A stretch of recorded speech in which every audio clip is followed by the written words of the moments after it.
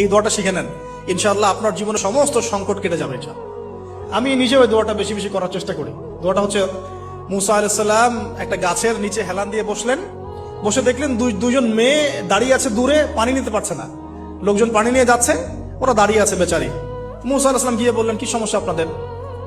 এটা নিয়ে আপনারা আবার মেয়েদের সাথে কথা বলার চেষ্টা করেন, ঠিক আছে? তো মাহারাম গায়রা মাহারাম মেনে চলে।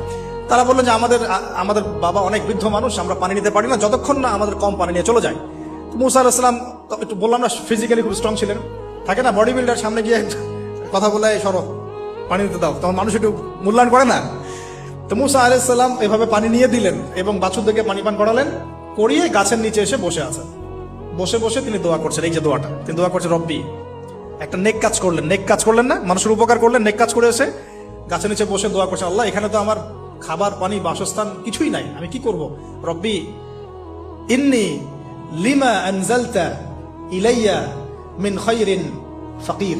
রব্বি ইন্নী লিমা আনজালতা ইলাইয়া মিন খায়রিন ফাকির। আবার বলেন, রব্বি ইন্নী লিমা আনজালতা ইলাইয়া মিন খায়রিন ফাকির। অর্থ হচ্ছে, হে আল্লাহ, তুমি তোমার পক্ষ থেকে আমার উপরে যে নিয়ামতগুলো দিবে, আমি এর জন্য ফকির হয়ে বসে আছি। আল্লাহ, অর্থ বুঝে পড়বেন ভাই, নামাজ রোজা হজ যাকাত যাই করেন আল্লাহর ওয়াস্তে অর্থ বুঝে পড়বেন। অর্থ বুঝে পড়লে আপনার ইবাদতের স্বাদ পাবেন, তৃপ্তি